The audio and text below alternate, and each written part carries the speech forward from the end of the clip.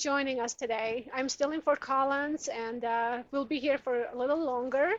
And today I am visiting with our friends in Fort Collins where I used to live before, and it's just been such an exciting time to see all our friends and get all the love, and it's just been really amazing. It's just been so fun. So I'm here today with one of our friends, Steve Bass, and this little Rosie, and Right. we are going to do a video about mushrooms today because I saw Steve's post on a Facebook with the gigantic, huge mushrooms that he was growing, and I immediately contacted him and to see if we can, do a video. I have seen those mushroom kits that you can purchase from certain places. Even in France, I had I've watched in a YouTube channel where you can purchase them and grow your own mushrooms. And here we have a person who is actually doing them, and I was so excited to get with him and find out all about it, and maybe he can tell us where he's purchasing them from, and let you know how easy it is to probably grow in your own home convenience with the different varieties, so many different varieties. They have different tastes. So here we go. This is Steve. Steve, tell us about first how you came across and decided to start growing mushrooms and how you grow all of them. Thank you. Well, you mentioned the mushroom kits, Uh-huh. and my daughter actually got one of those, and I saw her do them. Oh, that would be a lot of fun. So, Okay. so I ended up doing one of those kits. It was a pink oyster mushroom, and it was super easy. Uh-huh. And then we also, uh, well, I guess Elisa knew for a long time that there was a place in town that grew a bunch of different types of gourmet mushrooms. Uh-huh. We ended up trying a bag of different mushrooms from there, and we liked it a lot. Right. So, wow. Was it like oyster mushrooms and looks like I see here you said lion mushrooms? Yeah, lion's mane Lion and mane. oysters, blue oyster, and several different type of oyster, and wow, I can't even remember all the All the kinds we tried. names, yes. But but yeah, we decided. I did a little research and decided it would be pretty easy, so I Uh-huh. decided to just get going, give it a try, and Right. um, actually I've only been doing it since December. Oh, nice. I've had great results, and just um, if I can do it, anybody can do it. Yeah, and we will pop the picture of his one of his Facebook pictures that he showed. He took a picture of huge mushrooms. We'll actually pop that on a video so all of you guys can see how big they were. I was so impressed when I saw them. So, as you can see, all these amazing mushrooms are behind us here, and we are going to move. And so Steve can show all of those mushrooms that he's growing. Also, there are some of them that I guess needs to be harvested. Is that correct? That's right. Yeah, the lion's mane there is a couple days probably past its prime, definitely ready to go. Uh-huh. And I was just talking to Alyssa, which is his wife, and she was telling me that lion manes actually taste like lobster.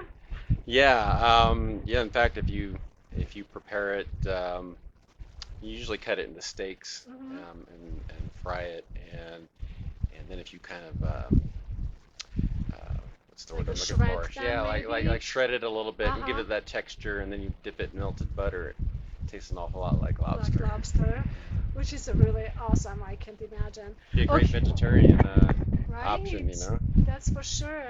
So you want to show us Of your course. beauties here? By the way, this is the fruiting chamber.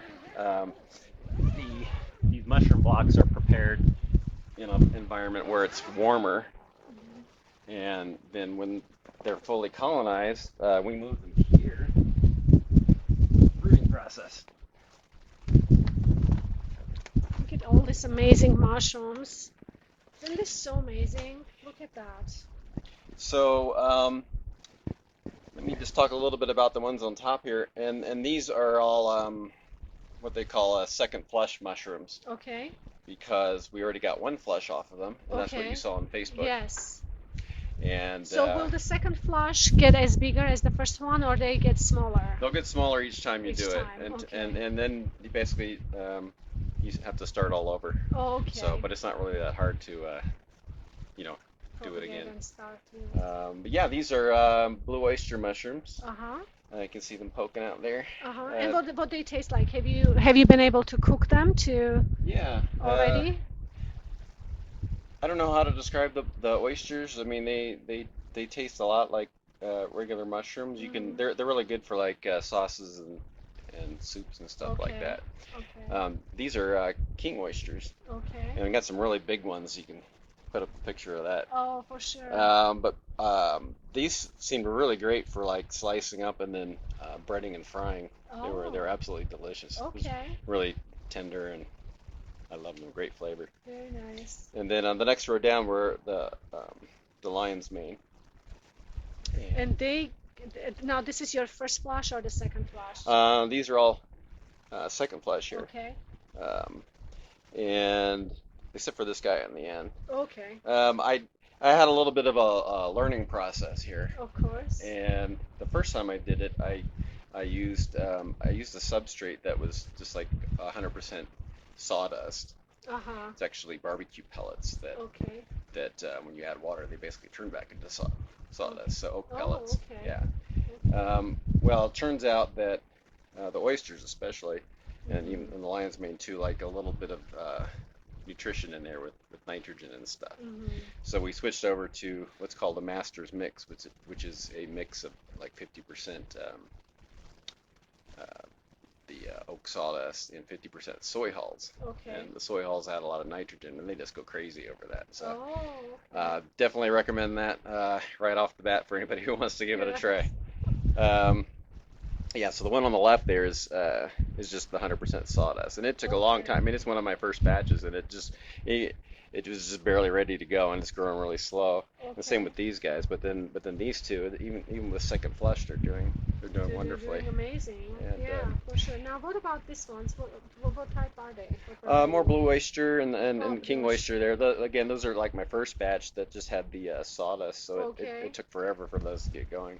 Okay. But hopefully I'll get something out of them. But mushrooms are great. I mean, in addition to being delicious, Yes. um, a lot of mushrooms also have medicinal qualities. Okay. And what are you referring to the lion mane? Or Lion's mane is definitely one of them, and they're really good for um, brain health. uh-huh. They can do things like help relieve depression and anxiety, and actually delay or reverse the onset of dementia. Oh, wow. I think it's been shown in like some study to like reverse like the um, breakdown of like the myelin sheath Okay. in the brain in on the nerve cells. Uh-huh. So pretty amazing. Very interesting. And I have another one down here. Um, Okay. this one is partly colonized. You can see the bag Uh-huh. is still got some dark spots on it, so you can see Yes. the mycelium um, moving its way across this and colonizing the whole thing. Okay. This one's called maitake, which Okay. a lot of people also call by the common name hen of the woods. Okay. It's a great one that can be found in the wild too, and We'll and just have to harvested pop that the way. picture on our screen so you guys can see Yeah, what variety this is. and I guess this one, the Japanese name I think means like the dancing mushroom, Oh, really? Okay. because when people would come across this in the woods, Uh-huh. they would dance for joy because They're so it excited it they was so found great. it. I mean, you can use these to make um, medicine. Mm. Uh, they're I'm trying to think of what they're good for. I think they're good for the immune system and like you know we're thinking of like blood lipids. That's good for like diabetes Oh, and okay. things like that. Very Um, but nice. they're also very yummy to eat. So Oh, yes. yes, I'm That's all important, right? I'm all, yeah, That's I'm most all in important. I'm all in the good to eat ones. Right. Yeah, there's a couple that I don't grow, the reishi and the cordyceps that are very popular for their medicinal qualities. Oh, Those okay. don't necessarily taste good, but they're great for Really? medicine. So Okay. the dual use ones are pretty great. That's for sure. And so now you purchase all of them in one place, or you purchase different ones from a different places? Good question. I actually got maybe we can go through kind of the whole process, and then Okay, that'll of kind of come up course. along the way. Absolutely. So this is kind of what I start with. This is a syringe here with some live mushroom mycelium in it. The Okay. mycelium's the part um, that stays underground and it colonizes, or well, underground or inside the wood, Okay. wherever it's colonizing. And the mushroom is like the fruiting part. If Okay. this were an apple tree, this would be the tree. The Ah. mycelium would be the tree, Okay. and the mushroom would be the fruit. Right. Um, so yeah, well, I don't know if you can see it. There's little stuff kind of floating around in there. Uh-huh. Oh, yes, I do. Yes. So these I got on. I actually just got from. There's several suppliers on like Amazon. So I just ordered them right off the internet. Okay.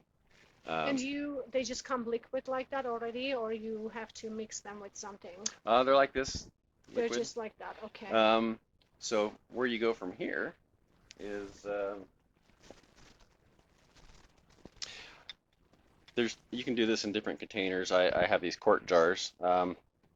We call this grain spawn. Okay. So you can see there's this injection port on here, Okay. Yes. and you just inject about a cc of this into what this is it's actually rye grain Okay. that's been had water added, so it's been hydrated, Okay. and the whole thing it gets sterilized in a pressure cooker, so Okay. that way nothing else grows in there Okay. unwanted, and then you Makes sense. squirt this in there. Uh-huh. This actually gets stored in like a warmer place. I have that spot upstairs. What temperature needs to be Um, approximately? like 75 degrees. 75. Okay. It doesn't have to be exact, Mm-hmm. but warmish. And then this colonizes and creates the grain spawn. Mm-hmm. And that's when you take one of these bags and you add the hydrated mixture of the oak sawdust and the soy hulls, Okay. the master's mix. And do you purchase that or? Yeah, I got these bags online. Uh-huh. The oak pellets, they're the sawdust. I got those from Home Depot. Okay. And the soy hulls are a little harder to come by, but I found a supplier online that shipped them for it was free shipping. Oh, These big wonderful. old bags, and it was a Always a good benefit. price. And yeah, I got these. Yeah, And so you basically placed all that in a bag and you sealed it. This is you've done it all. You haven't hmm purchased it the right way. right. Yeah, just starting Okay. from scratch, and then add some of that grain spawn we just looked at, Okay. and then seal it up, and then the mycelium will colonize the Okay. whole bag. I And then see. when that's ready to go, that's when it goes into the fruiting chamber. Oh, And okay. at that That point, makes sense. at that point, So you that's start from very scratch. yeah. That's amazing. So yeah, the fruiting chamber wants to be colder. This is running about 60 degrees, Okay. and um, It looks like you're running humidifier. yeah. So also, it likes higher humidity. Okay. I've got it running at about 90%. I Mm-hmm. have like a little controller I got that wasn't too expensive on Amazon too, Right. so that it controls the humidifier to be exactly what I want. It just Oh, makes it a no-brainer thing that way, so you don't have to worry about under right. or over humidifying it. Um, Exactly. so yeah, it only takes you probably would like to know How like how long? long this Of all takes. course. Um, I didn't. It depends on the variety of mushroom, Okay. but it kind of takes a couple weeks for each stage, basically. Okay. Well, I should say 7 to 10 days maybe uh, for Do each you see the stage. signs of growing at that point, or seven Yes, to? What did you say? 7 to yeah. So the 10 weeks? 7 to 10. 10. So let's say probably maybe like two and a half months Two or and a two half months. or 2 months for the whole thing. Okay. If you have to start from Scratch absolute completely. scratch, Right. maybe not even that long. We'll say 30 days to 2 months, depending on the variety. But Okay. once you get it in here Uh-huh. and you put like a slit in the bag, Uh-huh. and so it's exposed to air, Right. um, that's when it starts growing, and you'll see like in 7 to 10 days Uh-huh. you'll see the pinning going on where they're starting, Right. and then um, So what indicates where you have to make the slit? Like, do you see the areas that it's growing, so that determines where you have to make the slit on a bag, or? Generally, just do it the same way every time because when you do the slit, there's nothing Okay, growing at that point, okay, and it stimulates it to grow where it's exposed to the oxygen. okay. So you make the slit before you actually place them there, or? Hmm. Okay. And yeah, and Awesome. then yeah, 7 to 10 days later, the mushrooms start growing, and then after that, it only takes like a week for them to um, get really Really big. pop. Yeah, they Yeah. grow so fast, it's amazing.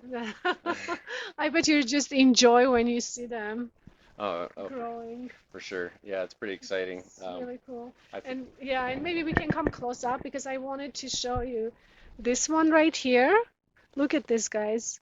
Isn't this so cool? I can't imagine to grow them and actually watch them grow. It's such an amazing experience. Look at this. And look at all these little guys. This one is the oyster one, right, Steve? Am I The correct? king King oyster, oyster, okay. This one was the blue oyster. blue oyster, okay. And this one is the main lion's mane, right? Hmm. And so this one needs to be harvested already, Yep. correct? Okay. So look at this. You can maybe come closer so you guys can see. And we also can go ahead and pop the pictures as we said, so you guys all can see how amazing those huge, gigantic mushrooms are. So, any particular way you prepare them normally, or do you, any particular way that you like the best that you tried? Well, my favorite, I think, are probably the breaded and fried. Fried and fried, of course. Um, but yeah, it's hard to pick a favorite. The lion's mane tasting like lobster, and another one I didn't talk about was this kind of guy over here. This is This my is first attempt at this, and amazing it looking. just started growing um, just a few days back. Really? This looks a little strange if anybody's actually seen pink oyster before. I haven't. I I had it upstairs in a room that was too hot, Oh, and okay. I think it's making it look a little strange, but I'm hopeful that in the end it'll It come out will good. be But the fine. great thing about this one is if you cook it kind of crispy, Uh-huh. it tastes like bacon. Oh, is that right? Yeah, That's amazing. so that's pretty That's cool. amazing how all different mushrooms have different tastes that like mushroom that tastes bacon, especially for vegetarian people who don't like to eat meat and but they can still taste the bacon. That's pretty cool. Yeah, I have another daughter who's a vegetarian, and she's pretty excited I bet. to give it a try. I bet. You mentioned that the different varieties of mushroom having different tastes, and Hmm. I wanted to point out to people, I've got friends who say, I don't like mushrooms, Oh, okay. and I always tell them, well, if all you had is the store-bought mushrooms, the little button mushrooms, Uh-huh. and you say you don't like mushrooms, that's kind of like trying a Bud Light and saying you don't The like beer, beer. right? Right. There's so many varieties and flavors of Absolutely. beer, and the same thing goes with mushrooms. So definitely encourage Absolutely. giving some different things a try. And Nice. then they're really healthy for you. They have a lot of uh, protein and fiber, and Hmm. some of them have medicinal benefits. And Definitely. Now, are you going to also place this in a greenhouse? um, Or you're going to keep this in a keep this in a room temperature? yeah, this one, the pink oyster is actually a tropical variety, Oh, are they? and so they like it a little bit warmer. Okay. So yeah, I keep this one upstairs where it's A warmer. lot warmer then. Yeah, Okay. somewhere between around 75. Again, Okay. is probably ideal.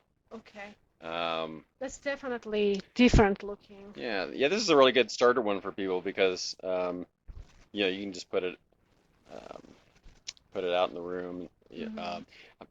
if it's not getting a lot of humidity, then you just like spray it 3 times a day. You missed it, Oh, okay. Very nice. and that kind of takes the place of Of the being in it. humidifier. Yeah. Okay.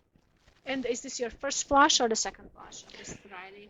This is the first flush. So hopefully, it should end up getting like this big. Okay.